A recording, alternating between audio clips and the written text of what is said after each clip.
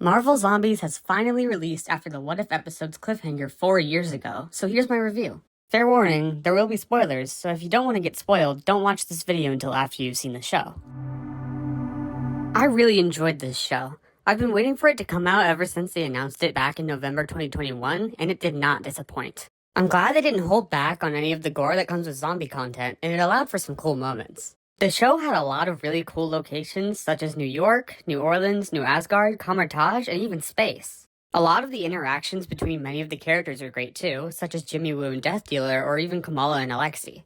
I also really liked how unpredictable everything was, and I'm glad a lot of the show's details were kept secret.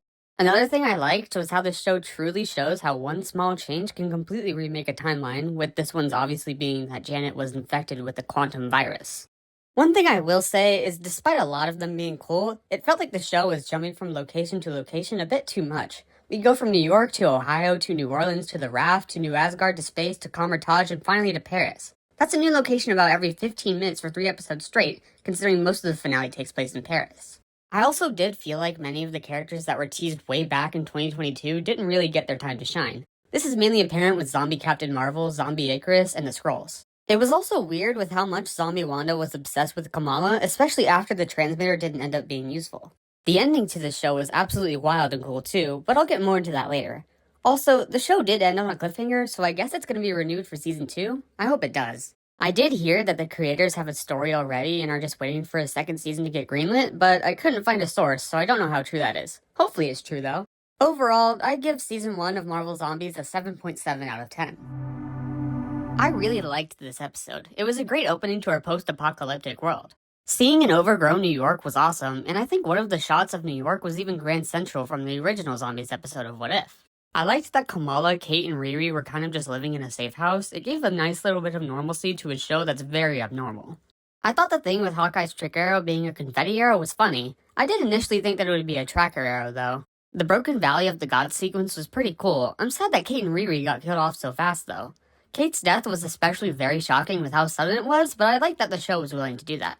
Another thing with this episode was that the sequence at the Widow's base was really awesome. I liked seeing them use the mind control technology from Black Widow on the zombies. Also, it was interesting to see the return of Friday using Tony Stark's body. That was cool.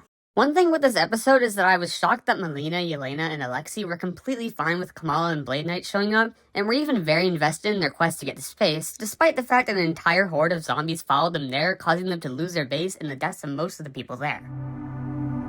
The opening sequence of this episode was really cool. I really loved seeing the start of the outbreak right at where it began in San Francisco. This section had so many great moments, such as the guy who was accidentally made giant, the ants crawling that building, when Shang-Chi starts fighting off the zombies, and when Wenwu came and saved Shang-Chi from being zombified. It was sad to see that Chinatown was burned down, likely causing the death of Katie's mom. How did that fire even start anyway? After this opening sequence, though, the episode gets a bit worse. One thing that heavily contributed to this was the fact that the trailers made it look like the Raft would be the show's main setting, and that the main characters had possibly been living there for years. But after the opening flashback and a cool sequence on the open road with Shang-Chi's surviving group fighting some Skrulls, the episode lands us in New Orleans with our survivors very easily getting access to the Raft, and then Zombie Namor invades almost immediately after they get on, ending our short time on the Raft. It was interesting to see Zemo kind of own the Raft and John Walker be his main advisor, but it does leave me wondering how those characters even got in those positions. Yelena also shockingly sacrifices herself in this episode, and the part where she takes one final drink made me so sad. The opening flashback of this episode wasn't as good as episode 2's, but I'm glad we got a continuation of the cliffhanger from What If Zombies. I'm also glad that the writers didn't take the easy way out of this cliffhanger by saying that Thanos was just pretending to be zombified. It was cool to see Thor, Rocket, and Groot show up, despite the fact that Rocket and Groot are killed immediately, and Thor gets sidelined for most of the rest of the episode because of this. I also do still have a lot of questions though, like how Thanos was zombified in the first place and why he even went to Wakanda. I also wonder what the remaining Guardians did when Thanos never showed up on Titan. I thought it was funny that the Asgardians just immediately went into the side of a mountain to hide from the apocalypse. I do wonder how they had time to do that considering they should have arrived on Earth after the outbreak started, but everyone does somehow know what New Asgard is and where it is, so oh well. It was weird to see Zombie Wanda pretending to be completely normal, and the whole thing with the Asgardians and a Red Guardian unknowingly feasting on zombies did feel a little bit like a cheap way for the Asgardians to get zombified. I liked that the survivors did eventually get to space, even though it didn't turn out the way they wanted. I think it makes complete sense that the Nova Corps would quarantine Earth, and is definitely a good idea. It does suck that they didn't help Earth get rid of the zombies when they supposedly had the ability to, though. I really liked this finale. I thought the opening fight with the Nova Corps was pretty nice. Also, Kamala being her superfan self over Spider-Man and Ant-Man was nice to see. No, you had magic powers. I mean, it doesn't surprise me. I'm such a fan. I also think that having Hulk harness the power of the Infinity Stones and become Infinity Hulk was a really cool idea that plays out nicely in the show. After all, the radiation is mostly gamma. This final battle was really cool, and it was great to see the survivors getting a lot of action fighting the zombies. It did feel weird to see survivors from earlier in the show return as zombies for this fight, such as Yelena or even Jimmy Woo, who was in multiple pieces after being torn up by the Asgardians last episode. I'm sad that Kamala fell for Zombie Wanda's trick in the end, but I do understand her reasoning a bit. The way I saw the ending was that Zombie Wanda did to Kamala what the main MCU Wanda did to Agatha in WandaVision, making her see a different reality than the one that is currently happening. I think Riri did actually survive in episode 1 because we see her try something out that looks like it's meant to keep the zombie plague at bay, but then we don't actually see her fate after that. I do wonder what else Zombie Wanda did to the universe though. I guess the show will likely be renewed for season 2 where we explore the fallout of Zombie Wanda winning in season 1 and how Kamala is supposed to get out of her spell and defeat her.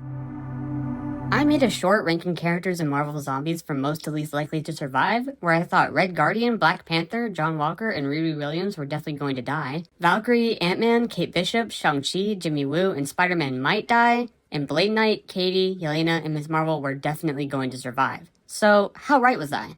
Well, looking at it simply, I was pretty accurate because everyone died except for Kamala, who I said was most likely to survive, and maybe Riri, who I said was 11th most likely to survive, but that depends on how you interpret how the show ended. But if you look further into the details, I was very wrong with my predictions. To start, if we go back a little bit to the start of the final battle, then the surviving group then was Ms. Marvel, obviously, Katie, who I put in 3rd, Blade Knight, who I put in 4th, Spider-Man, who I put in 5th, Shang-Chi, who I put in 7th, Ant-Man, who I put in 9th, and Valkyrie, who I put in 10th.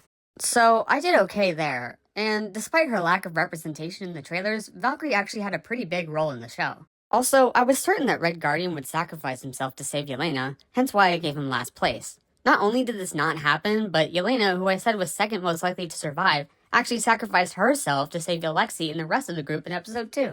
I also said that Shang-Chi would sacrifice himself for Katie, and that didn't happen either.